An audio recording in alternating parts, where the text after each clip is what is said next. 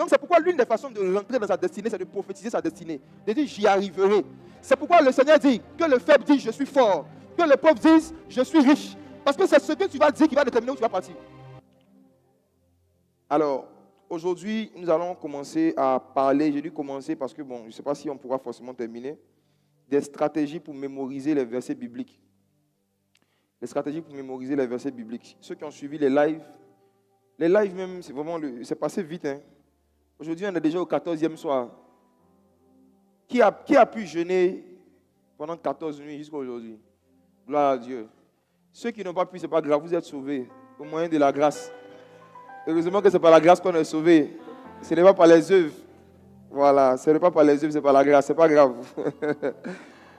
Mais, vous savez, ce sont des bonnes saisons et des bonnes périodes pour emmagasiner le maximum de connaissances de la parole de Dieu. Le fait même d'écouter des enseignements chaque jour, vous vous en rendez pas compte, mais c'est un dépôt spirituel et c'est un exercice dont vous allez voir les fruits dans quelques mois. Et si vous pouvez ajouter à ça encore des exercices volontaires de mémorisation des versets bibliques, ça sera super. Et c'est de ça dont je vais parler ce matin. Il faut que, quand vous avez du temps libre, vous vous exercez vraiment à mémoriser volontairement le maximum de versets bibliques. Alors, la façon dont Dieu nous a créés, nous les humains, on met notre force pour faire une chose lorsque nous sommes conscients de ce qu'on gagne. En général, plus nous sommes conscients de ce qu'on gagne en faisant une chose, plus on est motivé pour faire la chose. Et j'aimerais vous donner 5 raisons pour lesquelles vous devez fortement et régulièrement vous exercer à mémoriser des versets bibliques. 5 raisons. Ces 5 raisons vont déjà créer en vous une prédisposition à faire tous vos efforts pour mémoriser le maximum de versets bibliques. Alors, la première raison, raison numéro 1, pour laquelle il est vraiment important que tu t'exerces régulièrement à mémoriser des versets bibliques, c'est parce que si Jésus, malgré toute sa puissance qu'il avait, Satan est venu l'attaquer, ce n'est pas toi que Satan va voir, il va dépasser. Si Satan a vu Jésus, qu'il n'a pas eu peur de son onction, et qu'il est venu même le soulever pour le transporter sur une montagne, si toi il t'attrape, il va te mettre au dos. Si Satan n'a pas eu peur de venir soulever Jésus et le transporter sur une montagne, toi, qu'est-ce qu'il va te faire s'il t'attrape? Il faut que vous compreniez qu'il y a des moments de la vie sur la terre et de la marche chrétienne où Satan, ce n'est pas un démon. Hein. Il y a des moments où Satan envoie des sorciers, il envoie ta tante, il envoie des cousins. Il y a des moments où il se déplace lui-même. Et Satan, là, on ne le chasse pas avec les prières et puis les cris. Satan lui-même, c'est un homme de prière. Je vais vous parler de ça un jour. Il prie beaucoup. Si prier, c'est parler avec Dieu, nous avons beaucoup de versets dans la Bible où Satan est en train de parler avec Dieu plusieurs fois. Il n'a pas de problème à parler avec Dieu. Ce qui fait que Satan parle, ce sont les versets bibliques. Il y a des esprits qu'on chasse par les prières, mais il y a des esprits qu'on chasse par des récitations de versets bibliques. Matthieu chapitre 4, versets 2 à 11. Matthieu chapitre 4, à partir du verset 2. Après avoir jeûné 40 jours et 40 nuits, il eut faim. Le tentateur, après avoir jeûné 40 jours et 40 nuits, il eut faim. Est-ce que vous remarquez qu'il a eu faim après 40 nuits? C'est après les 40 nuits qu'il eut faim. Donc tu comprends ce qui t'arrive. La nuit, quand on jeûne la nuit, la faim est plus accrue que quand on jeûne la journée. Vous n'avez pas remarqué ça? Il y a beaucoup qui pensaient que ça allait être simple. Ils se sont dit, je mange bien le petit déjeuner à ce qu'à midi, foutu à 16h45. Mais après avoir jeûné 40 nuits, il eut faim. C'est-à-dire la nuit, là, les jeûnes de nuit amplifient la faim, augmentent la faim. Et si vous ne faites pas attention, pendant ces jeûnes de nuit, c'est dans ça que beaucoup vont grossir. Parce qu'après avoir jeûné 21 nuits, tu eus faim. Et quand tu auras faim, tu vois le matin, ce que tu fais là. Parmi nous, il y a ceux qui coupent le jeûne et puis il y a ceux qui brisent le jeûne. Le matin, là, il y en a, ils se lèvent le matin, eux, ils détruisent le jeûne même. Ce verset montre que les jeûnes de nuit excitent la faim à un certain niveau. Après avoir jeûné 40 jours et 40 nuits, il eut faim. Verset 3. Le tentateur, s'étant approché, lui dit, si tu es fils de Dieu, ordonne que ces pierres deviennent des pains. Jésus répondit, il est écrit, L'homme ne vivra pas de pain seulement, mais de toute parole qui sort de la bouche de Dieu. Attends, la première approche de Satan, il a proposé à Jésus une solution pour pouvoir régler son problème de faim. Jésus a cité un verset biblique. Il a cité un verset. Il n'a pas dit, je mets le feu sur toi, sors. Ce n'est pas le. Il y a des esprits là, on doit envoyer le feu. Mais Satan, ce n'est pas le feu qui le fait partir. Ce sont des versets. Donc, celui qui a Jésus en lui, mais qui n'a pas de verset en lui, n'a pas de quoi chasser Satan. Regardez la suite. Quand Satan voit que Jésus a commencé à envoyer les versets, regardez ce qu'il a fait. Lui aussi, il a pris des versets. Verset 5. Le diable le transporta dans la ville sainte, le plaça sur le haut du temple. Le diable transporte Jésus. Et lui dit, si tu es fils de Dieu, jette-toi en bas, car il est écrit, il donnera des ordres à ses anges à ton sujet, et ils te porteront sur les mains, de peur que ton pied ne heurte contre une pierre. Voyez, Satan a commencé à citer les versets. Il dit, comme tu aimes la Bible, allons là-bas. Il est écrit qu'il donnera des ordres à ses anges à ton sujet, de peur que ton pied ne heurte contre une pierre. Est-ce que ce que Satan venait de dire était vraiment écrit? Est-ce que c'était vrai ce qu'il venait de dire? Oui. Il a cité un vrai verset, mais il a juste enlevé des mots. Le psaume dit, il donnera des ordres à ses anges à ton sujet pour qu'ils te gardent dans toutes tes voies. Dans toutes tes voies. Ça veut dire que Dieu ne te garde que lorsque tu es dans ton couloir. Si tu fais quelque chose qui n'est pas dans tes voies, tu vas sauter, tu vas mourir. Et si Jésus sautait ici, il allait mourir parce que ce n'était pas dans ses voies ou encore dans son ministère de faire du parachutisme. Il n'était pas parachutiste, il était Messie. Donc s'il faisait ça, il allait mourir. Donc vous voyez, il y a deux choses que vous devez comprendre. Satan peut utiliser, comme on le voit dans beaucoup de religions dites chrétiennes, Satan peut utiliser la Bible, citer des versets. Mais quand Satan cite un verset, il y a deux vérités profondes dedans. En général, il ne cite jamais le passage tel qu'il est. Et c'est pourquoi les satanistes financent beaucoup la falsification des Bibles, des traductions. Parce que ta compréhension dépend de la traduction, des mots qui sont devant toi. Donc, Satan travaille beaucoup dans le fait de falsifier les mots. Bon, je vais dire quelque chose, peut-être que ça va faire ce que ça doit faire. Il y a beaucoup de Bibles sur le marché. Il y a trop de versions de Bibles différentes. On était avec Louis II, on n'a même pas fini de lire ça. Ils ont fait sortir 10 autres versions. Et dans beaucoup de versions que vous allez voir, souvent, il y a des mots qui volontairement ont été supprimés. Il y a des mots qui volontairement ont été ajoutés. Ce n'est pas pour vous effrayer, mais je dois vous dire c'est une vérité. Je vous donne un exemple. Je vous donne un exemple. Prenez vos Bibles avec moi. Dans Romains chapitre 8, verset 1, vous allez voir quelque chose. Qui a une Bible Louis II? Ceux qui ont Louis II. Romains 8, verset 1. Quelqu'un qui a eu Louis II, les Louis II qui sont sur le marché beaucoup actuellement. Romains 8, verset 1 dit quoi? Romains 8, verset 1.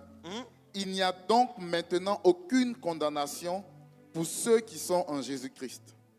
Amen. Amen. Prends Romains 8, verset 1 dans la King James. Je pense que vous êtes habitué à la King James maintenant, n'est-ce pas? Romains 8, verset 1 dans la King James, c'est vraiment quelque chose.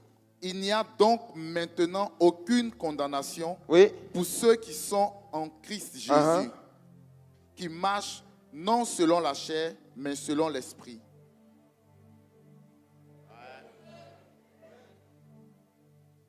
La King James, c'est écrit dans la King James, dans la version originale, et puis dans beaucoup d'autres versions d'avant.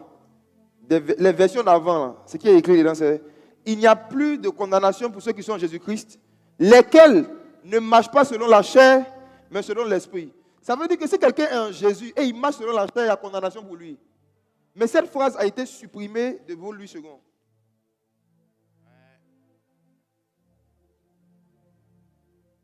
J'ai beaucoup de versets comme ça que je peux vous montrer, mais je ne vais pas vous effrayer. Ce que je peux vous dire, c'est que si vous voulez devenir des disciples de Jésus solides et authentiques en 2026, vous ne pouvez pas avoir une seule version de Bible.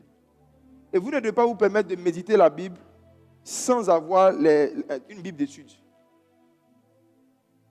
Parce que c'est écrit, il n'y a plus de condamnation pour ceux qui sont en Jésus-Christ. Ce verset ressemble à une licence pour faire tout ce qu'on veut après la conversion. Pourtant, Paul est cohérent et il est logique dans toutes ses épîtres. Dans Romains 8, verset 1, il dit, il n'y a plus de condamnation pour ceux qui sont en Jésus-Christ, lesquels ne marchent pas selon la chair, mais selon l'esprit. Donc si tu es en Jésus, que tu marches selon la chair, tu seras condamné. Et c'est le même Paul qui l'a dit dans Galates chapitre 6, en disant là-bas que si celui qui sème dans la chair moissonnera la condamnation et la destruction. Donc tu ne peux pas vivre selon les œuvres de la chair, et parce que tu es converti, rien ne va t'arriver. Il y a quelqu'un qui presse ça ici à Abidjan. Il y a quelqu'un qui presse ça sur les réseaux sociaux.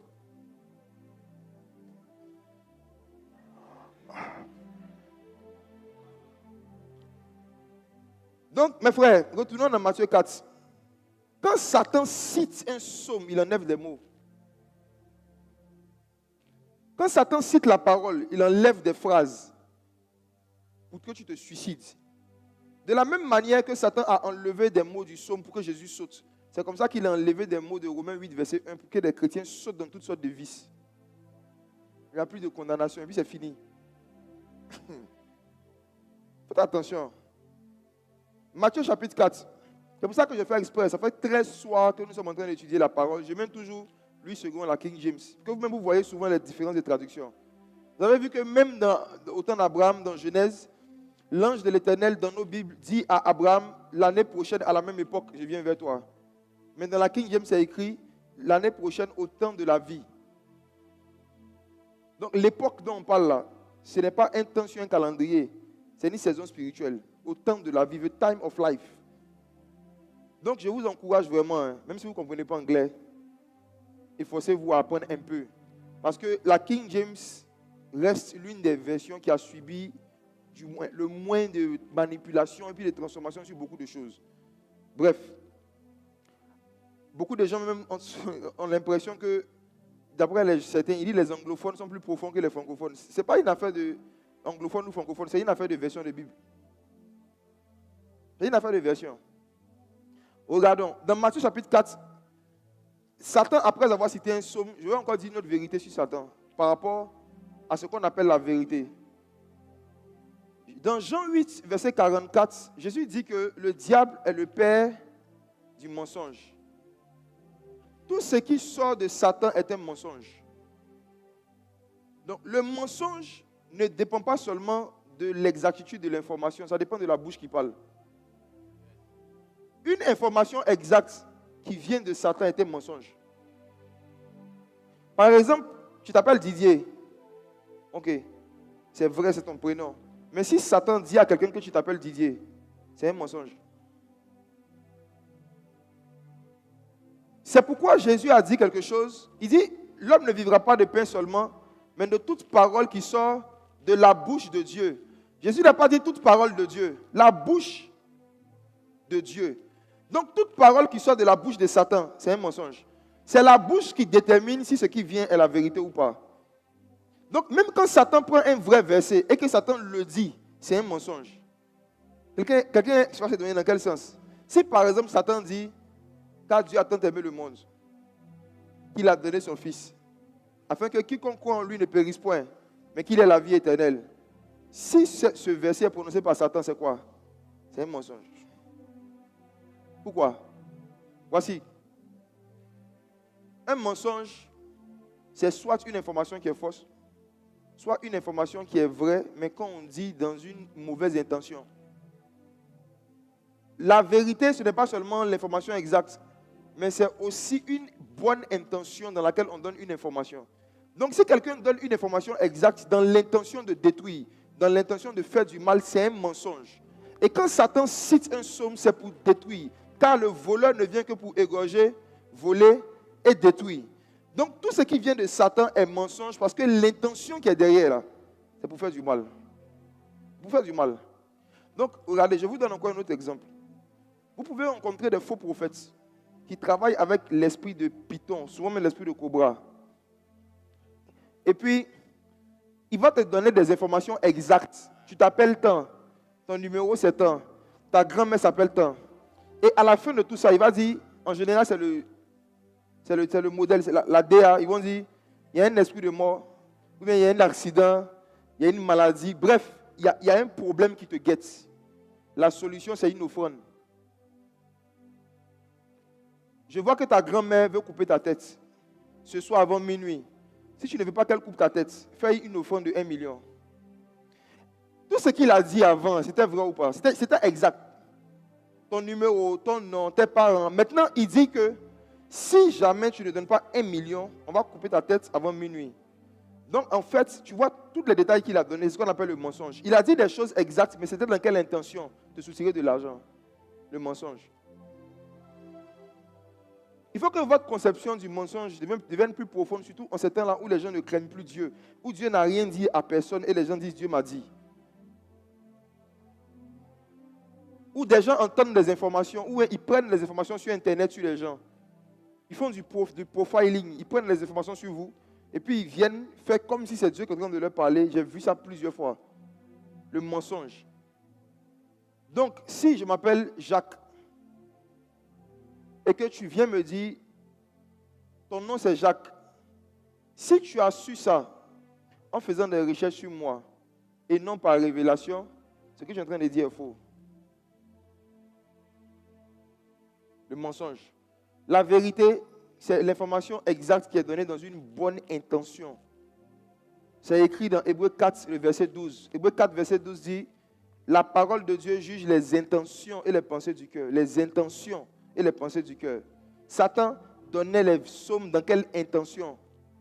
C'est dans quelle intention il donnait les psaumes? Pour que Jésus meure avant le temps. Il savait que Jésus devait mourir par la croix. Il voulait le tuer par parachutisme. Si Jésus avait sauté qu'il était mort, on ne serait pas sauvé. Ce n'est pas juste la mort de Jésus qui sauve, c'est la mort sur la croix. S'il mourait en dehors de la croix, son sang allait verser inutilement. Et dans la vie chrétienne aussi, on ne se sacrifie pas partout. On ne sacrifie pas partout. Ton sacrifice peut être inutile parce que tu as fait ça au mauvais endroit. Bon, c'était une parenthèse. Donc, dans Matthieu 4, regardons la suite. Quand il le transporte sur la montagne très élevée, il lui montre tous les royaumes du monde. Au verset 9, il lui dit maintenant, je te donnerai toutes ces choses et leur gloire. Parce qu'il a vu que par rapport au verset, chaque fois qu'il donne un verset, Jésus donne un autre verset. Quand lui il dit, il est écrit, Jésus dit, il est aussi écrit, tu ne tenteras pas le Seigneur ton Dieu. Vous allez voir que dans la conversation, même quand Satan n'a plus cité de versets, Jésus, jusqu'au verset 10, a continué à citer des versets. Retire-toi, Satan, car il est écrit, tu adoreras le Seigneur ton Dieu, tu le serviras lui seul. Alors le diable le laissa. Mes frères, si vous voulez que le diable vous laisse attraper les versets, le diable le laissa parce qu'il a attrapé les Écritures. Le diable le laissa parce qu'il citait les versets. Dans le monde spirituel, chaque verset que tu cites, c'est comme une mitraillette que tu es en train de tirer. On est dans beaucoup de choses émotionnelles et sensationnelles dans ce que nous appelons le combat spirituel. On nous a appris à faire des combats spirituels vraiment très mouvementés avec tam-tam, batterie. Mes frères, vos victoires sur les démons et sur les esprits ne dépendent pas du niveau de voix que vous élevez quand vous priez. Ça dépend de votre niveau de connaissance de ce qui est écrit. Le niveau de victoire sur Satan, c'est dans il est écrit, il est écrit, il est écrit. Donc si tu pousses des cris sans citer ce qui est écrit, tu es en train de faire du bruit. Non, sérieusement, hein? Si tu aimes crier, mais que tu n'aimes pas réciter les versets, tu es en train vraiment de faire du bruit. Si vous ne me croyez pas, observez la vie de certains de vos parents qui ont grandi dans les milieux évangéliques. Observez la vie de certains de vos connaissances qui ont grandi dans les églises prophétiques, où on mettait un accent surdimensionné sur le combat spirituel, les démons et les sorciers, qui faisaient des veillées, des nuits de taillades. Vous avez connu la taillade? On était quelque part là. Hey!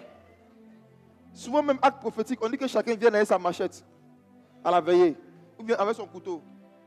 Nous, on a fait des églises où on nous disait de venir avec le sable, on va verser dans les yeux de nos ennemis. Et puis en pleine prière, arrivé un moment, l'homme de Dieu dit, chacun prend son sable. Regarde.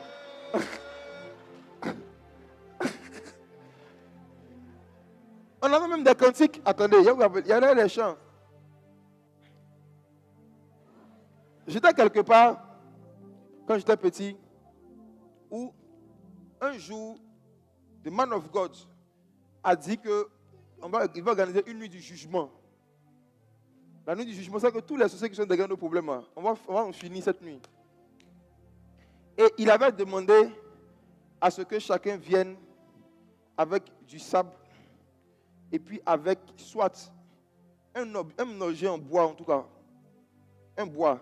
Si c'est pilon haut, en tout cas quelque chose qui est en bois. Parce qu'il dit que c'est vraiment pour pilonner l'ennemi. Moi, j'étais un enfant. On suivait le mouvement. Et puis, un moment, ils ont commencé à chanter « Combattons Satan, sans fusil et sans épée. Combattons Satan, sans fusil, ô Éternel. » Tu étais là-bas? Ok. Apparemment, ton voisin a un passé lourd. Vous savez, ce sont des scènes qui m'ont marqué, dans lesquelles on a grandi, qu'on a reproduit. Souvent, on dit qu'il y a des cailloux, tout ça. L'action prophétique. Alors, 15 ans plus tard, 20 ans plus tard, je regarde la vie de ces gens que je vois, les églises en question même, les pasteurs en question, les personnes qui faisaient ces veillées, je regarde leur vie. Ils me demandaient entre les sorciers et puis eux, qui a été pilonné. Sérieux, hein? Des mariages détruits, des divorces, des remariages, des églises qui ont fermé, des gens qui ont eu des maladies bizarres, qui sont morts dans des situations bizarres, des gens qui sont toujours pauvres, toujours dans la misère, après des années encore, les mêmes problèmes sociaux, les mêmes problèmes financiers, et après les mêmes oncles qui disaient être des païens, c'est eux qui les soutiennent financièrement. C'est là que j'ai dit, je vais prendre ma Bible, je vais essayer de comprendre cette histoire de combat spirituel. Et comme Jésus est notre modèle par excellence, j'ai regardé le premier combat spirituel qu'il y a eu dans le Nouveau Testament. Jésus et puis Satan même. Jésus et puis Satan face à face. Il n'y a pas eu de sable. Jésus n'a pas pris sable du désert pour lancer dans ses yeux. Il est écrit.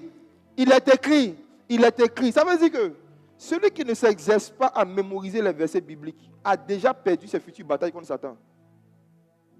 Il dit l'échec dans le combat spirituel ne commence pas quand on ne prie pas. Ça commence quand on ne connaît pas ce qui est écrit. Donc si tu pries beaucoup, mais que tu ne médites pas beaucoup, tu ne mémorises pas beaucoup, il y a des démons, il y a des problèmes qui vont venir vers toi. Tu vas crier en langue, La situation te regarde. Satan transporta Jésus. Ce verset-là m'a fait quelque chose. Parce qu'avant, il pensait que Satan avait peur de moi. Non, il me disait que le feu, il me disait que quand on dit le feu, que Satan me voit, il va crier, ah, il a le feu. Un jour, je me rappelle, le Seigneur m'a dit, Satan n'a pas peur de toi. Et il est plus fort que toi. Il m'a dit, Satan est plus fort que toi, il ne faut jamais oublier. Et puis il m'a montré le verset qui dit, c'est celui qui est en nous, qui est plus fort que celui qui est dans le monde. Ce n'est pas nous, hein. C'est celui qui est en nous qui est plus fort. Donc à la base, Satan est plus fort que nous. David avait dit en son temps, pendant une guerre, les fils de Tsurija sont plus forts que moi. Si dans le combat spirituel, tu ne connais pas les démons qui sont plus forts que toi, tu ne vas pas mettre ta force dans le fait de bosser les versets qui vont faire qu'ils vont te laisser. On dit le diable le laissa. Le diable le laissa. La deuxième raison pour laquelle on doit s'exercer à mémoriser les versets, c'est que l'une des façons d'invoquer le feu, c'est de citer un passage. On peut invoquer le feu en disant feu. Oui, ça se fait. On dit feu, puis il y a de vrais feux. Mais il y a une autre façon aussi d'invoyer le feu, ou d'invoquer le feu. Jérémie 23, verset 29. Ça, c'est l'un des premiers versets que j'ai bossé par cœur quand j'ai commencé à méditer. Jérémie 23, 29. Ça dit quoi? Ma parole n'est-elle pas comme un feu, dit l'Éternel, comme un marteau qui brise le roc? Donc, mes frères, si tu veux envoyer un marteau sur la tête de tes ennemis, tu dois utiliser quoi? La parole. L'une des façons d'envoyer le feu et d'envoyer des marteaux dans le cadre adverse, c'est d'envoyer des versets. Donc, en fait, quand tu bosses un verset, tu es en train de stocker une munition spirituelle, une balle spirituelle qui va te servir dans le combat. C'est pourquoi vous allez voir, comme ça arrive souvent, quand on prêche, quand je suis en train de prêcher, quand je commence à expliquer certaines choses, s'il y a des démons, les démons se manifestent. Pourtant, il n'est pas encore dit sort. Il n'est pas encore dit le feu. Je n'ai pas dit le feu, mais j'ai envoyé le feu. Parce que quand je donne la révélation de la parole, c'est un feu. La Bible dit que Jésus, après sa résurrection, il s'est révélé à 2 de ses disciples sur le chemin de Maïs. Il était en train de leur expliquer les psaumes. Et pendant qu'il expliquait les psaumes, ils ont dit, notre cœur ne brûlait-il pas au-dedans de nous pendant qu'il nous expliquait les Écritures? Parce que dans les Écritures, il y a le feu. Donc quand Jésus leur parle, il est en train de les enflammer. Il est en train de leur transmettre le feu. Quand il leur explique des choses, c'est le feu qu'on est en train de donner comme ça. C'est parce que le feu est dans la parole que quand quelqu'un est animé d'un mauvais esprit et qui te parle mal, ton cœur est chaud. Je reprends. Pourquoi souvent quand quelqu'un te donne certaines paroles, ton cœur chauffe? Le feu est dans la parole. Il y a des gens qui te parlent et puis ton corps chauffe. J'ai dit que tu t'énerves jusqu'à tu as l'impression que tu es sous l'onction. Si vous voulez vous remplir de feu, remplissez-vous de versets. Troisième raison encore. On doit s'exercer à mémoriser les versets bibliques pour pouvoir donner l'opportunité et la possibilité au Saint-Esprit qui est en nous de faire son ministère en nous. La raison pour laquelle on doit mettre des versets en nous, c'est pour que le Saint-Esprit puisse faire son ministère en nous. Lisons ensemble. Jean chapitre 14, verset 26. Jean 14, verset 26. Mais le consolateur, l'Esprit Saint, que le Père enverra en mon nom, vous enseignera toutes choses et vous rappellera tout ce que je vous ai dit. Il vous fera quoi? Il vous enseignera et ensuite il vous rappellera. Il vous rappellera. Dis avec moi, rappellera. Rappellera. Est-ce qu'on peut te rappeler quelque chose que tu n'as jamais mémorisé? Est-ce qu'on peut te rappeler ce que tu ne sais pas? Quand on parle de rappel, ça veut dire qu'il y avait connaissance préalable, mais on a oublié. Donc, l'un des rôles du Saint-Esprit, c'est de nous rappeler ce qu'on a fait l'effort de mémoriser. Vous voyez souvent la facilité avec laquelle je cite les versets quand je parle. Ce n'est pas parce que je suis intelligent. C'est parce que le Saint-Esprit me rappelle. C'est-à-dire quand il y a une situation, le verset qui va avec la situation, là, ça vient de ma tête. Mais ça vient d'où? Du Saint-Esprit. C'est un ministère du Saint-Esprit. C'est-à-dire le Saint-Esprit est en toi. Il a vu l'effort que tu as fait pour mémoriser certaines choses. Et lui, son ministère, c'est de te rappeler. Donc on ne rappelle pas quelque chose à quelqu'un qui n'a pas fait l'effort de retenir. Donc quand vous faites simplement même l'effort même de vouloir connaître la parole ou de mémoriser la parole, le Saint-Esprit va faire l'effort de vous rappeler. Donc en gros, les versets bibliques ne se stockent pas dans notre cerveau, ça se stocke dans l'esprit. C'est pourquoi tu peux penser que tu ne connais pas le verset. Mais quand tu vas te retrouver devant une situation, ça va remonter. Rappelez-le. C'est le ministère du Saint-Esprit. Il nous rappellera, il nous rappellera, il nous rappellera, il nous rappellera. Donc si tu veux qu'on te rappelle, fais l'effort quand même de connaître au moins un jour. Et il te rappellera. Une autre raison encore. On doit s'exercer à mémoriser les versets bibliques, raison 4, pour de moins en moins confondre notre voix avec la voix de Dieu dans notre tête. Ce qui fatigue beaucoup de chrétiens, c'est cette histoire de comment Dieu parle. Même des gens parfois qui sont dans le ministère depuis plus de 10 ans, 15 ans, se posent toujours cette question, comment Dieu parle? À quel moment je sais que c'est ma propre pensée? À quel moment je sais que c'est la pensée de Dieu? À quel moment je sais que c'est ma propre voix? À quel moment je sais que c'est la voix de Dieu? Hébreux 4, verset 12. Hébreux 4, verset 12. Hébreux 4, verset 12. Car la parole de Dieu est vivante et efficace, plus tranchante qu'une épée quelconque à 2 tranchants, pénétrante jusqu'à partager âme et esprit, jointure et moelle. Elle juge les sentiments et les pensées du cœur. La parole de Dieu est efficace et la parole de Dieu peut séparer âme et esprit. Ça veut dire quoi? Quand toi-même tu es en train de te parler, quand tu penses là, ça c'est ton âme. Mais quand c'est la pensée de Dieu qui est dans ta tête, ça c'est l'esprit.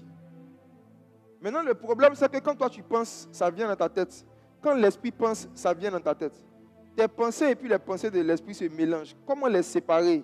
La parole de Dieu. Tu as beaucoup de pensées dans ta tête. Maintenant, comment trier dans toutes ces pensées-là? Ce qui vient de toi, ton âme. Ce qui vient de ton âme, de toi. Et puis ce qui vient de l'esprit. Il dit c'est quoi? La parole de Dieu. Donc, plus tu vas mettre la parole de Dieu en toi, tu es en train de mettre des séparateurs des pensées dans ta tête pour savoir ça c'est ma pensée, ça c'est la pensée de Dieu. Ça c'est ma pensée, ça c'est la pensée de Dieu. Donc, il faut s'exercer à mémoriser les versets bibliques dans le but de grandir dans la capacité à reconnaître ses propres pensées de la pensée de Dieu. Parce que la vérité, c'est que même si vous avez le don de parole de connaissance ou le don de prophétie, majoritairement, dans 9 cas sur 10, vous allez recevoir des paroles par pensée, comme une pensée. Ça vient dans votre pensée. Maintenant, comment vous allez faire pour savoir que la pensée qui est en train de m'animer là, ce n'est pas moi qui ai inventé, c'est l'esprit. C'est la quantité de paroles de Dieu qui est en vous. C'est la taille de l'épée. En fait, plus tu bosses des versets, plus l'épée qui est en toi grandit. Plus ton épée est grande, plus tu peux séparer âme et esprit. Tu peux séparer tes pensées des pensées de l'esprit. Les pensées de ton âme des pensées de l'esprit. Donc, plus tu connais clairement les versets, plus tes paroles de connaissance vont devenir claires. Quand tu auras une pensée, la pensée sera claire. Tu sauras que ça, ce n'est pas moi, c'est l'esprit. La majorité des fois où les paroles de connaissance viennent, ça vient beaucoup de l'intérieur. Tu as une forte pensée qui t'anime de demander à quelqu'un, est-ce que tu as tel problème?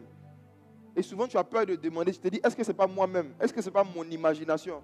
Si tu veux connaître la différence entre ton imagination et sa révélation, bosse les versets. La parole va t'aider à séparer âme et esprit.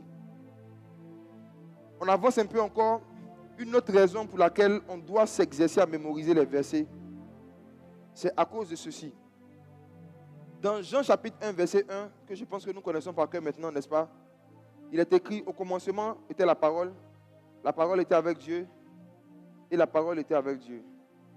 Elle était au commencement avec Dieu. Toutes choses ont été faites par elle. Et rien de ce qui a été fait n'a été fait.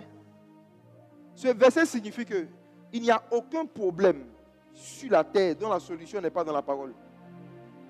Tous les problèmes que vous avez eus, que vous allez avoir, tous les problèmes qui existent sur la terre, il n'y a rien de ce qui a été fait sans la parole. Ça veut dire que même pour fabriquer un problème, Dieu a tenu compte du fait qu'il y a une solution. Donc, je permets au problème de venir sur la terre. En fait, les solutions existaient avant les problèmes. Les solutions existaient avant les problèmes. Jésus est la solution. Satan est un problème. Jésus a existé avant Satan. Jésus est une solution. Les démons sont des problèmes. Et Jésus a existé avant eux tous. Donc, avant qu'un problème n'arrive, sa solution est déjà là. Maintenant, ça est où? Dans la parole. Donc, le nombre de problèmes que tu pourras régler sur la terre dépend du nombre de paroles que tu connais. Le nombre de problèmes que tu pourras régler sans faire certains jeûnes inutiles, ça dépend du nombre de versets bibliques et de paroles que tu connais.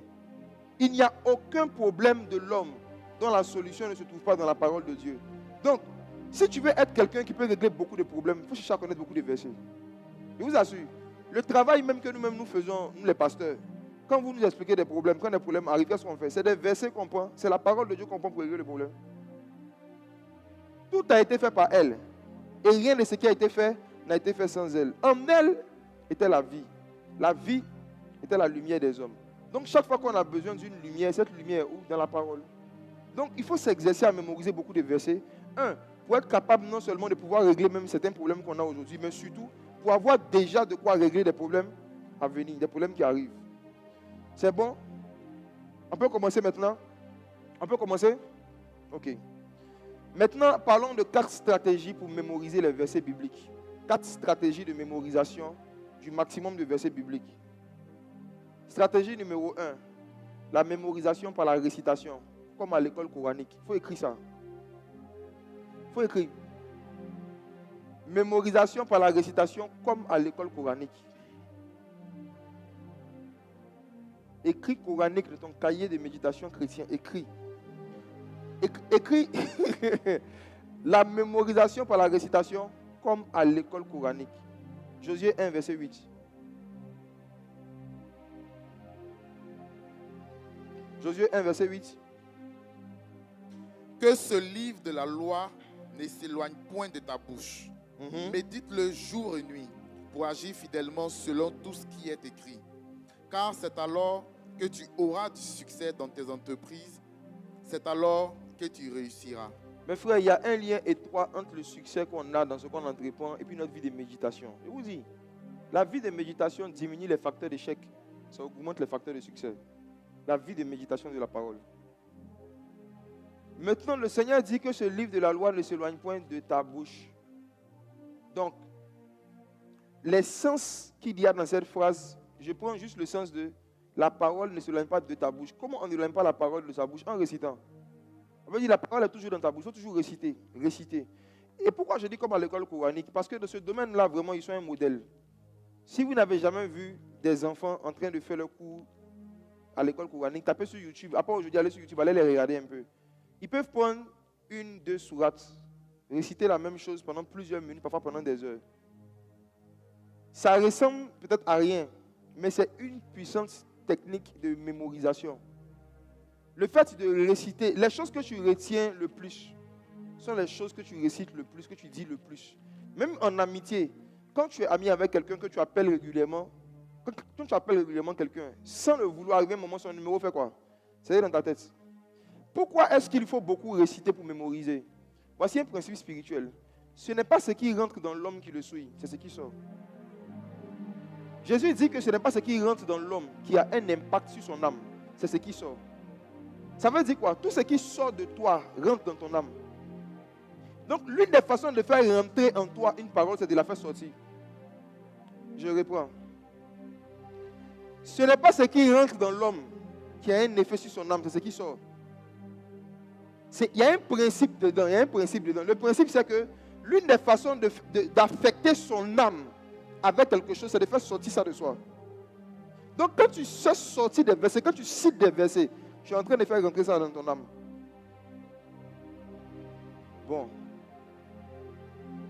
Ce n'est pas ce qui rentre dans l'homme qui le souille. Jésus a aussi dit ça pour nous éclairer sur ce qui a souillé Adam et Ève. Ce n'est pas quand ils ont mangé le fruit défendu qu'ils ont été souillés. Parce que ce n'est pas ce qui rentre. Ce n'est pas ce qui rentre qui le souille. Il y a quelque chose qui est sorti d'eux. C'est ça qui les a souillés. On en parlera un jour. Donc, comprenez que vous devez réciter. Faire sortir des choses de vous pour que ça vous purifie. C'est pourquoi même par rapport au salut, c'est en confessant de la bouche qu'on parvient au salut. C'est en croyant du cœur qu'on parvient à la justice et en confessant de la bouche. Même pour être sauvé, tu dois réciter que Jésus est Seigneur. C'est ce qui sort de toi qui va déterminer ce qui va rentrer dans ton âme. C'est ce que tu fais sortir de toi qui va déterminer où ton âme même va rentrer aussi. Donc c'est pourquoi l'une des façons de rentrer dans sa destinée, c'est de prophétiser sa destinée. De dire j'y arriverai. C'est pourquoi le Seigneur dit que le faible dit je suis fort. Que le pauvre dise je suis riche. Parce que c'est ce que tu vas dire qui va déterminer où tu vas partir.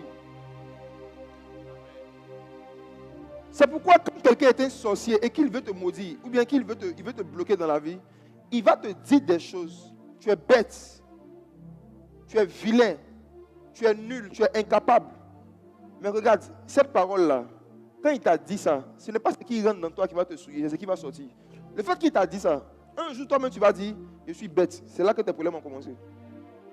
Ce que tu vas réciter, ce que tu vas confesser, ce que tu vas dire là, c'est ce qui va t'arriver. Ce n'est pas ce qui rentre, c'est ce qui sort. Faites attention à ce que vous dites de vous, ce qui sort de vous. Satan souvent envoie des esprits pour vous oppresser. Et puis vous poussez à dire des choses de vous qui sont contraires à ce que la parole de Dieu a dit. Dieu fait exprès, il descend dans le jardin d'Éden après que Adam et Ève aient consommé le fruit défendu. Et puis Dieu demande à Adam, où es-tu?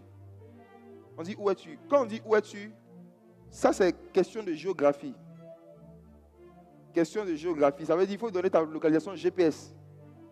Quand on dit, où es-tu? On répond, je suis derrière un arbre. On demande à Adam, où es-tu? Adam dit, je suis nu.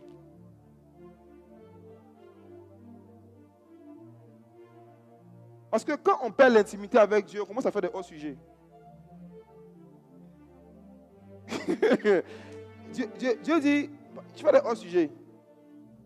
Dieu dit, où es-tu? Il dit, je suis nu.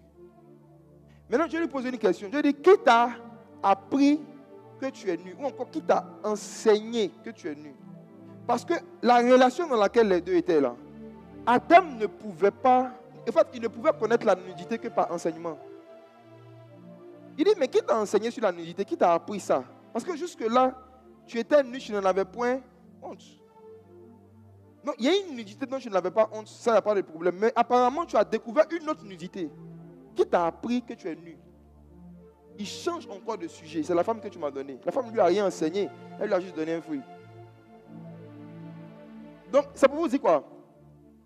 Moins vous allez connaître les Écritures, plus vous allez vous éloigner de la parole de Dieu, plus vous allez faire beaucoup de hors-sujets, et plus vous allez commencer à dire des choses qui n'ont rien à voir avec les promesses que Dieu vous a données, les prophéties que Dieu vous a données, les talents que vous avez. Et c'est ça qui va avoir un effet sur vous.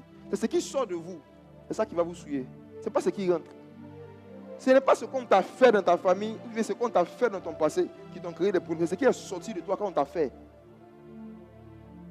Quand on t'a maltraité et que tu as maudit là, c'est la malédiction qui est sortie de toi qui a bloqué ta vie. C'est ce qui sort de l'homme qui le bloque. C'est pourquoi l'une des techniques de Satan, c'est de nous soutirer des mauvaises paroles. Quand une servante est sorcière, elle peut faire exprès de faire le contraire de tout ce que je lui ai dit de faire dans le but que tu l'insultes. Parce que c'est ce qui sort de toi qui va te souiller. Elle peut faire exprès de te désobéir pour t'irriter. Et pour que dans la colère, tu dises des paroles qui vont donner accès au diable. J'ai déjà rencontré des cas comme ça. Des sorciers qui énervent les gens à partir de 18h, les soirs. Parce qu'ils connaissent le verset qui dit que le soleil ne se couche pas sur ta colère. Ne donnez pas accès au diable. Donc quand un diable veut avoir accès à ton âme la nuit, là, il t'énerve la nuit. Tu vas dormir la colère puis il nage sur ton dos. Tu vois les courbatures que tu as? Tu comprends maintenant d'où ça vient? Faites attention à ce qui sort de vous. Moi, quand quelqu'un m'insulte, quand quelqu'un m'attaque, connaissant ce principe, je ne réponds jamais. Je ne réponds jamais aux injures. Parce que surtout quand tu es en colère ou quand tu es blessé, fais attention à ce qui va sortir de toi quand tu es blessé. C'est ce qui va sortir qui va bloquer ta vie. C'est ce qui sort de l'homme qui le suit, pas ce qui rentre. C'est vrai que quand tu parles mal, ça rentre. Mais il faut savoir quelle façon c'est rentré. Hein. Ça n'a aucun effet sur ton âme. Ça te fait mal seulement, c'est tout. Mais ce qui peut bloquer ta vie, c'est ce que toi tu vas dire. Donc on doit s'exercer à réciter des versets. Pourquoi? Parce que ce qui sort de nous va avoir une influence sur notre vie. Et il a dit que le livre de la loi ne s'éloigne point de ta bouche. Donc, ça veut dire quoi? Ça veut dire aussi récite le livre de la loi. Récite. Deutéronome 6, versets 6 à 7. Dieu avait même donné un commandement sur la récitation de la parole. Deutéronome chapitre 6. Et ces commandements que je te donne aujourd'hui seront dans ton cœur. Dans ton cœur, dans ton cœur. Pour que quelque chose soit dans ton cœur, ça veut dire quoi? Il faut mémoriser. Il faut mémoriser. Il ne faut pas que les commandements restent dans ta Bible. Il ne faut pas que les commandements restent dans ton cahier. Il faut que ce soit où? Dans ton cœur. Dans ton cœur. Ça veut dire que les commandements, tu fasses l'effort de les connaître par cœur. Il y a des gens ici qui sont convertis depuis plus de 10 ans, qui ne connaissent toujours pas les 10 commandements. Les 10 commandements. Comment on peut réciter ceci par cœur? Il y en a qui sont convertis depuis plus de 12 ans, qui ne connaissent pas les 12 apôtres.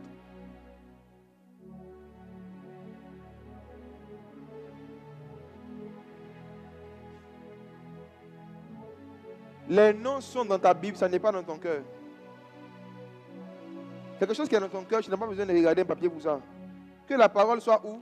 Dans ton cœur. Allons-y. Verset 7. Tu les inculqueras à tes enfants. Tu dois inculquer ça à tes enfants. Et tu en parleras quand tu seras dans ta maison. Vous voyez ce qu'il dit? Il dit tu en quoi? Tu en parleras. Ou encore tu réciteras quand tu seras dans ta maison. Tu réciteras dans ta maison. Tu réciteras dans ta maison. Fixe-toi un objectif. Dis-toi que chaque matin, quand tu vas te lever, tu ne vas plus sortir de ta maison sans citer un verset. Tu dois d'abord parler dans ta maison. Chaque matin quand tu te réveilles, les compassions de l'Éternel ne sont pas épuisées. Elles se renouvellent chaque matin. Même si tu ne connais pas la référence, ce n'est pas grave. Je vais en parler tout à l'heure. Ce n'est pas la référence d'abord qui est importante, c'est la parole, c'est l'écriture. Tu peux ne pas connaître la référence par cœur, mais il faut savoir au moins comment c'est écrit. Si tu connais un peu, tu connais au moins la phrase, c'est le plus important.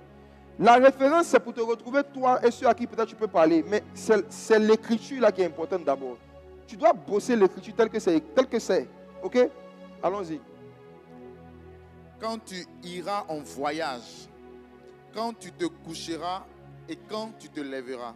Quand tu iras en voyage, tu dois réciter un verset. Quand tu te coucheras, tu dois réciter un verset. Quand tu te lèveras, tu dois réciter un verset. Depuis l'ancienne alliance, Dieu avait donné ce commandement. Je vous assure, essayez de pratiquer ça juste pendant une semaine. Juste une semaine, pas longtemps. Donnez-vous 7 jours. Où vous allez faire ça chaque jour, même s'il faut mettre un réveil dans votre téléphone. Tu te réveilles, tu récites un verset. Avant de dormir, tu cites un verset. Une semaine seulement, vous allez voir comment vous allez devenir bizarre. Non. Vous allez voir que même la couleur de vos songes vont changer. Vous qui faites les songes en 2 cas. Vous qui avez les songes blanc-noir, les songes flous, les songes où tu fais, c'est comme si, regarde. Commence à mémoriser des versets et puis tu cites les versets. Tu vas voir que tes songes seront maintenant plus clairs, seront en 4K. Oui. Verset 7. On va terminer. Quand tu te coucheras, quand tu te lèveras. Bon, avançons un peu. Deuxième façon de mémoriser la parole, c'est le fait de mettre des versets sous tes yeux. Soit en les imprimant, en les placardant à certains endroits que tu regardes, soit en les mettant aujourd'hui avec le digital là. On peut mettre des choses en fond d'écran, mais regardez, Psaume 119, verset 30. Trouve un moyen de mettre des versets sous tes yeux. Psaume 119, verset 130. Quand on va finir de lire, je vais expliquer ce que moi j'ai fait pendant plus de 15 ans. Psaume 119, verset 130. Oui. La révélation de tes paroles est claire. Elle donne de l'intelligence aux simples. Ok. Allons dans Deutéronome chapitre 6, verset 9. Lisons juste le verset 9. Tu les écriras sur les poteaux de ta maison et sur tes portes. Tu les écriras sur les poteaux de ta maison et sur tes portes. Vous savez, écrire des versets sur des maisons, là, c'est une pratique ancienne que moi j'ai vue quand j'étais petit, que les chrétiens d'avant, les chrétiens des années 2000 faisaient, avec des autocollants. Qui avait vu ça avant? Avant, quand tu rentrais dans les églises, là, quand tu sors, tu vois des gens qui vendaient des autocollants avec des versets bibliques ou des cadres. Oh Dieu, quand ils sortent des églises, on vend quoi? On vend quoi là-bas? Du pain? Regarde, écoutez-moi. S'il vous plaît. L'une des façons de mémoriser des versets, c'est de mettre ça par écrit sur des endroits où tu passes régulièrement. Comme Dieu l'a dit, tu mettras ça par écrit sur tes portes parce que chaque jour tu rentres, chaque jour tu sors. Donc le fait de passer de voir, le fait de sortir de voir, arriver à un moment où tu connais par cœur sans faire exprès. Tu n'as fait aucun effort, mais le fait de regarder la chose sur ton chemin, ou bien sur un endroit où tu as l'habitude de passer, c'est déjà une façon de mémoriser. Et vous savez, ceux qui ont des cahiers de méditation, qui a un cahier de méditation, cahier physique? Qui utilise encore un cahier physique? Voici ce que moi j'ai fait. Attends, tout à l'heure, relisons Psaume 119, verset 130 chez moi. Chez toi, c'est verset 29, je crois. Essaie de voir. Où il dit, je choisis la voie de la vérité, je place tes paroles sous mes yeux. C'est verset 30. Psaume 119, verset 30. C'est ça. Je choisis la voie de la vérité, je place tes lois sous mes yeux. Je place tes lois sous mes yeux. Une des façons de mémoriser, c'est d'écrire dans un cahier que tu regardes régulièrement, écrire les versets que tu veux retenir particulièrement, les mettre en page de couverture. Ça veut dire quand tu ouvres ton cahier là, la première page qui est à gauche là, il faut écrire les versets que tu veux le plus connaître dans ta vie. Il faut écrire ça. Chaque fois que tu vas ouvrir le cahier, tu jettes un coup d'œil, tu avances. Au bout d'une semaine, tu connais par cœur. Moi, j'avais un cahier par an. J'ai commencé à faire cet exercice-là. J'ai commencé l'exercice en 2011. Chaque année, j'ai un cahier. Et là, quand on ouvre le cahier, la première page à gauche, là, j'avais écrit 4 versets que je connais aujourd'hui par cœur. Quand l'année finit, Si jamais je n'ai pas fini mon cahier avant l'année où j'ai fini, où je change de cahier, je mets de nouveaux versets. J'écris devant et puis j'écris un verset en haut de chaque page avant de méditer. Tu vois, quand tu vas écrire tes méditations, là, en haut, il y a toujours une page blanche là. Il faut écrire un verset là-bas. Tu écris la phrase, tu mets la référence à côté. Ça sera sous tes yeux. Aujourd'hui, avec le digital, c'est encore plus simple. Je crois même qu'il y a des applications, n'est-ce pas, qui t'offrent la possibilité en fait d'avoir un verset sous tes yeux, sur ton fond d'écran, chaque fois que tu viens. Et s'il vous plaît, s'il y a des chrétiens qui travaillent dans l'imprimerie, s'il vous plaît, ramenez-nous nos autocollants avec les versets là. Hein? Pitié. S'il y a des chrétiens qui peuvent faire ça, ça va vraiment nous aider. Moi, j'avais travaillé sur un projet, comme je suis graphiste, comme je travaillais dedans en plein temps, j'avais fait des versets illustrés avec des dessins pour des fonds d'écran. Des fonds d'écran et des photos de profil sur Facebook et puis WhatsApp. J'en avais fait plus de 100. Mais on ne sait plus où c'est passé. Je donne des idées comme ça aux graphistes, quoi. Vous pouvez, si vous avez le temps, prendre des versets. Aujourd'hui, même surtout avec les IA, ça va aller très vite. Vous prenez des versets avec des images illustratives dans des formats que les gens peuvent mettre en fond d'écran. Vous mettez ça à disposition des gens. Vous-même, le verset que vous voulez retenir, là, vous le mettez en fond d'écran pendant au moins 1 semaine ou 2 semaines. Tant que vous ne le connaissez pas par cœur, vous ne supprimez pas. Il faut placer la parole, où ça? Sous ses yeux. Sous ses yeux. Allons-y. Une autre façon encore de mémoriser, c'est par les chansons, les cantiques. Psaume 119, toujours, verset 172.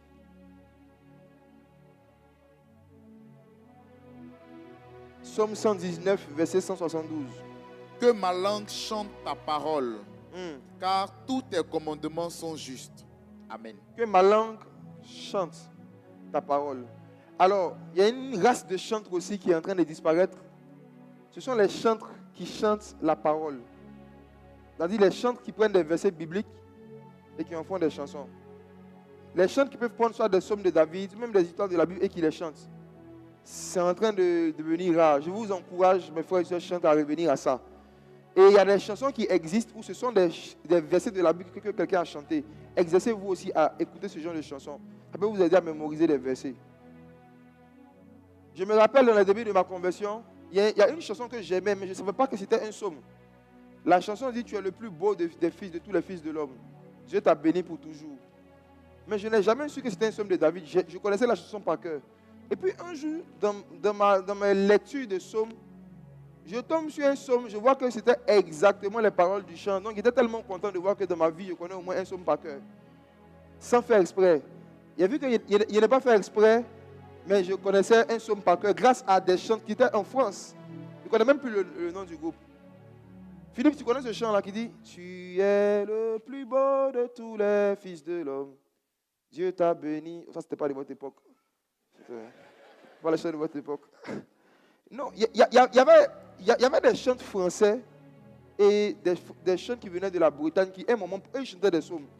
C'est-à-dire, ils prenaient des psaumes de David. Parce que les psaumes de David, il n'y a pas de musique. Il n'y a pas de musique. Donc, il y en a qui prenaient des psaumes et qui les chantaient, qui mettaient des sons dessus. Que Dieu nous ramène ce genre de chant au nom de Jésus. Ça aide à mémoriser la parole. Il y a certains ici, Dieu va vous inspirer à chanter des histoires de l'évangile. Je me rappelle, je ne sais pas si c'était Maria Adesteki qui avait chanté Batimée, n'est-ce pas? Bon, c'est vrai qu'elle n'a pas chanté textuellement l'histoire, mais le fait d'avoir chanté l'histoire a permis à des chrétiens de pouvoir s'intéresser à l'histoire et puis d'aller mémoriser. Donc, chanter la parole, comme David le dit, est une autre façon aussi de mémoriser. On avance encore. Numéro 4.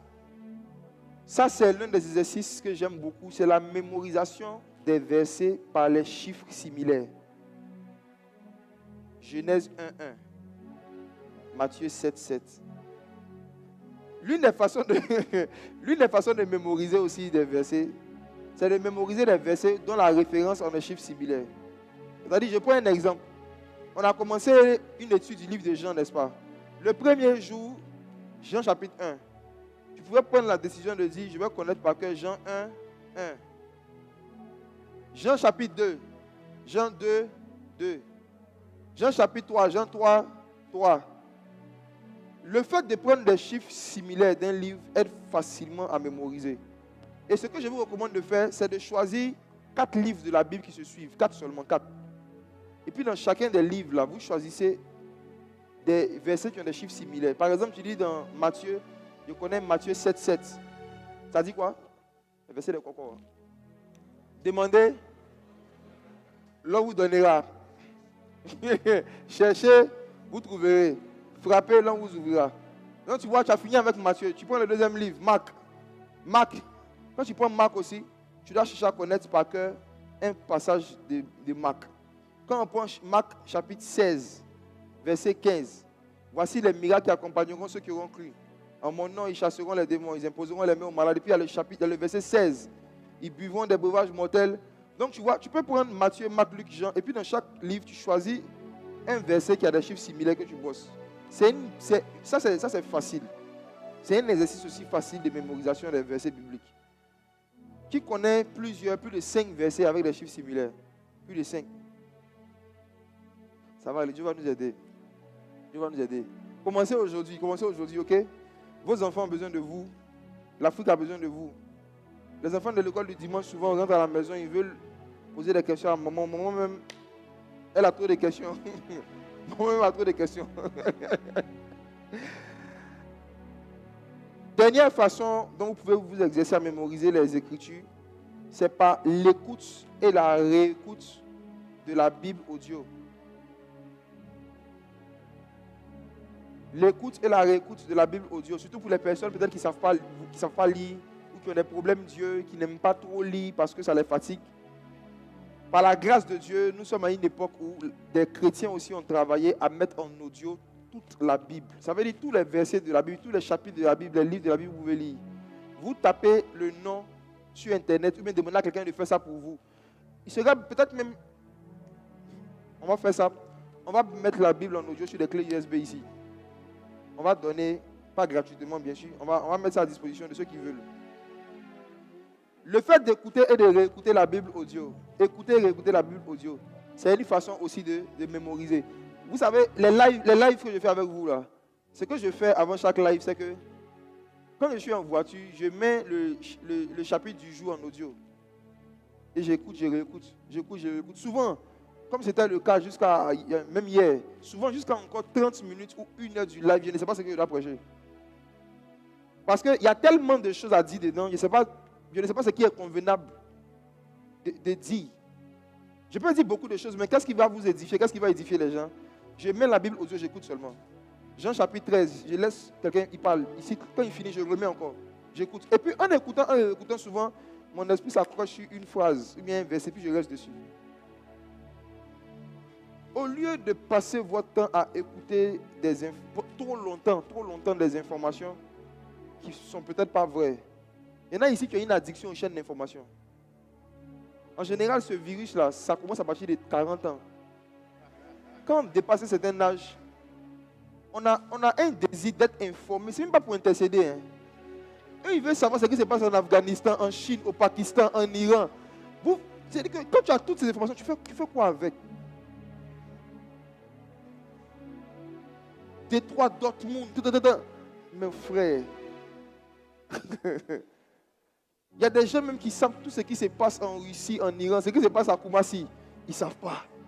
Il y a rencontré un coin cette semaine. Il me parlait de l'influence de la guerre entre la Russie et l'Iran sur l'évangélisation. Quand il a fini, je lui ai dit, Koumassi campement. Tu sais ce qui se passe actuellement là-bas? Il dit quoi? Il dit, il a des gars, il dit, qui a cassé? Il dit, tu vois.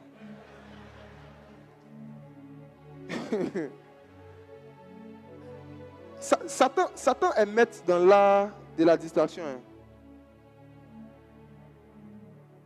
Il est maître dans l'art de la distraction. Être instruit et puis être informé, c'est chercher d'abord à savoir ce qui se passe dans sa propre maison, ce qui se passe au quartier, ce qui se passe dans sa ville, ce qui se passe dans son pays. D'abord, ça commence là. Il y en a ici qui ne regardent même pas RTI. Ils sont fâchés contre RTI depuis 2011. Il y en a qui ne regardent pas. Ils ne regardent pas les informations de leur pays. Ils sont connectés aux chaînes étrangères. Ils savent tout ce qui se passe à l'étranger. Maintenant, à quel moment ils écoutent la parole de Dieu? Ils écoutent la Bible audio? On ne sait pas. Réduisez le temps que vous consacrez à écouter des choses, des informations que vous ne comptez pas utiliser pour faire des choses utiles. Quand tu es entrepreneur, quand tu es chef d'entreprise, tu dois être beaucoup informé, beaucoup regarder beaucoup de choses. Surtout dans ton milieu, dans ton domaine. Mais tu fais ça parce que tu auras besoin de ces informations-là, soit pour prendre certaines décisions, soit pour améliorer la qualité de tes services, etc. etc. Donc, il y a une utilité pour laquelle tu prends le temps d'aller regarder toutes ces informations.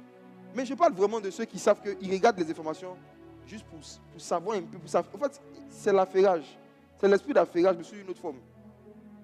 De la même manière que des petites filles du quartier ou bien des jeunes du quartier se retrouvent autour de Ludo et puis ils s'informent sur la vie des gens au quartier. C'est la même chose que tu fais maintenant dans ton salon à Air France 24. Un blanc s'assoit et puis il t'explique, hein, tu sais ce que Poutine a fait, tu sais ce que tu as fait, et puis il t'explique. Et puis tu dis, ah bon, puis tu es indigné, mais c'est pas, le monde est gâté. Le monde est pourri. C'est une perte de temps. Si tu ne comptes pas intercéder, tu ne comptes même pas envoyer un peu de pain aux enfants qui sont en Pakistan, tu fais quoi toutes ces informations hein? À un moment, il faut prendre la Bible de Dieu, tu vas mettre, c'est mieux. Tu prends la Bible de Dieu, tu écoutes, tu réécoutes, c'est une façon aussi de mémoriser.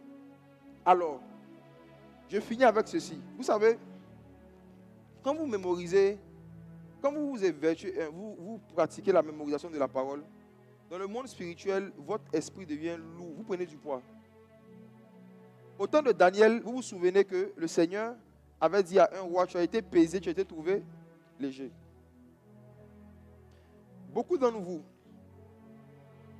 les esprits de mari de nuit et de femme de nuit ont parfois un certain accès facile à vous parce que vous êtes léger. Et ce sont des esprits de légèreté. Léger dans votre connaissance des Écritures. Léger dans le fait que dans votre esprit, il n'y a pas assez de Christ. De la même manière qu'on peut manquer de vitamine A, de vitamine B, on peut aussi manquer de vitamine C, vitamine Christ. Quand tu ne manges pas assez de la parole, tu as le kwashiorkor spirituel. Beaucoup d'entre vous, vous allez faire des songes, vous avez fait des songes, où vous essayez de courir. Mais vous n'arrivez pas. Qui a déjà fait un rêve comme ça? Qui a déjà rêvé comme ça? Tu essaies de courir, mais tu te sens comment? Vous avez déjà fait des songes où tu regardes une scène, mais c'est un peu flou. Qui a déjà fait des songes comme ça? Où tu regardes, tu ne vois pas bien. Parce que même dans le monde physique, hein, la qualité de ta vue dépend des aliments que tu consommes. Quand tu manques de vitamine K, de vitamine E, toutes ces vitamines-là, c'est dans la parole. J'ai donné un enseignement l'année passée à ICC sur ça. Ça y est sur YouTube. Vous pouvez retrouver ça sur la chaîne YouTube sur laquelle on fait les lives. Jacques Abesson Live. J'ai parlé des vitamines. Si vous ne mangez pas assez d'écriture, les esprits vont toujours jouer avec vos âmes. Je m'apprête à rentrer dans quelque chose, c'est pour ça que je suis en train d'expliquer ça. Quand vous faites un songe, ce que vous voyez en train de faire là, c'est votre âme qui est en activité. Votre esprit vous permet de voir ce que votre âme est en train de faire. Ce que vous voyez dans les songes, ce n'est pas votre esprit. Hein. L'esprit regarde l'âme. C'est pour ça souvent, tu fais un songe où tu vois quelqu'un qui vient coucher avec toi, que tu ne connais pas. Dans la réalité, tu n'allais pas vouloir. Mais dans le songe, tu es quoi? Impuissant, tu regardes la scène. Parce que quand ton âme est faible, on peut te violer, les démons peuvent te violer. Abus sexuel, spirituel sur toi. Parce que tu ne veux pas bosser les versets.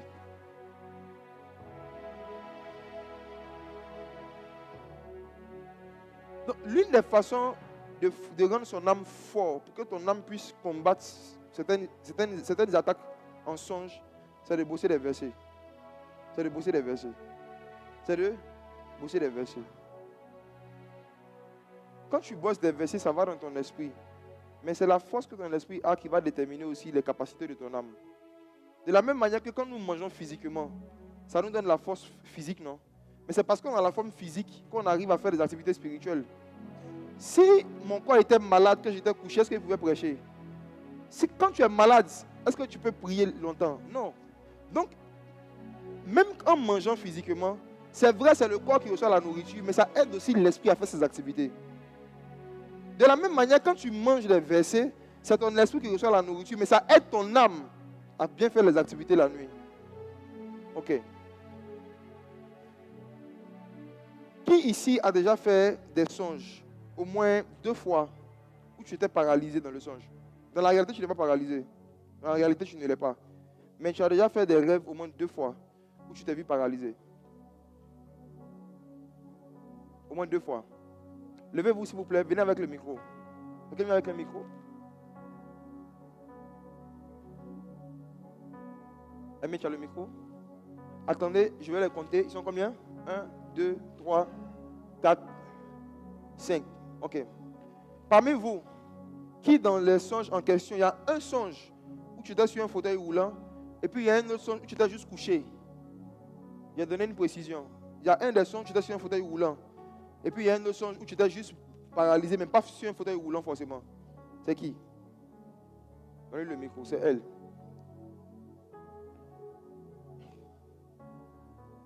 Bonjour, comment ça va? Ça va bien. C'est quel nom? Ange Cyriel. Le dernier songe, tu l'as eu quand? Ça doit faire peut-être quelques mois. Quelques mois. Ça t'a fait peur? Oui. D'accord. J'ai une bonne nouvelle pour toi. Ne crains point. Sois en paix. Tu ne seras pas paralysé. Amen. Ces songes-là ne parlaient pas d'une paralysie physique. Non, c'est pas ça. Mais ces songes-là étaient en train de parler d'une incapacité spirituelle que tu as à faire certaines œuvres que Dieu veut que tu fasses. Parce qu'il y a un niveau de connaissance de la Bible que tu n'as pas encore. Quand quelqu'un est paralysé, sa faculté de marcher est réduite. Donc, te voir paralysé, ça parle du fait que tu ne marches pas avec Dieu comme tu dois marcher. Tu n'arrives pas à marcher avec Dieu comme tu dois marcher. Donc, c'est ton âme qui est paralysée. Ton âme n'arrive pas à marcher avec Dieu. La Bible dit que Enoch marcha avec Dieu. Tu vois, non? Donc, dans ta marche avec Dieu, il y a des choses que Dieu veut que tu fasses. Il y a des choses que Dieu veut faire avec toi et par toi. Mais actuellement, il ne le peut pas parce que ton niveau de connaissance de la Bible est faible. Donc, ce message de ce matin que tu as écouté, prends ça pour toi. C'est vrai que ça concerne tout le monde, mais prends ça vraiment comme Dieu qui est en train de te dire, mange la parole, mémorise davantage des versets, exerce-toi à me connaître par les Écritures, pour qu'on puisse marcher ensemble, comme il se doit. C'est bon? Oui. C'est tout, c'est fini. Je te bénisse. Okay. C'est fini. Amen. C'est juste ça. C'est juste ça. Maintenant, parmi les jeunes qui sont là, il y a quelqu'un ici qui fait un songe. Il est jeune, hein, mais il fait un songe où il est en train de marcher avec une canne. C'est qui ça? Qui a fait un songe où tu marches avec une canne? C'est qui? Qui s'est dit avec une canne dans un songe? Tu marchais doucement puis avec une canne. En fait, ce qui t'a blagué, c'est que tu t'es habillé comme les rois d'avant. Donc tu penses que les gens, c'est point. Tu sais pas comment on dit ça? Vous voyez les gens souvent qui marchent avec les cannes, genre. Qui a fait un songe qui s'est vu dans un accoutrement comme ça? Je dis que c'est le bâton que Dieu t'a donné. L'autorité. C'est qui? Donnez le micro. C'est qui? Donnez le micro. Bonjour, comment ça va? Oui, ça va, pasteur. Tu as fait le songe quand? Il y a environ 1 mois. Tu étais content? La canne était marron? Ça avait la couleur en or, en fait.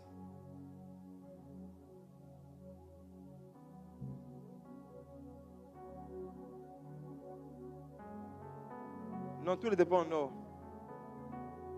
Le bois là était en or, mais on attrape en haut là. La tête là, c'était pas en or. Le bas aussi, la fin, n'était pas en or. Le bas, même le bout était noir. Le haut, tout le haut était en or. Et puis, pardon, tout le long était en or. Mais en haut là, je vois une couleur un peu marron. Marron mélangé doré, mais c'était plus marron en haut. Tu sais pourquoi ces couleurs là sont mélangées comme ça? Ce que tu as vu là, ce sont les vidéos de prédication qui sont devenues comme une béquille dans ta marche avec Dieu.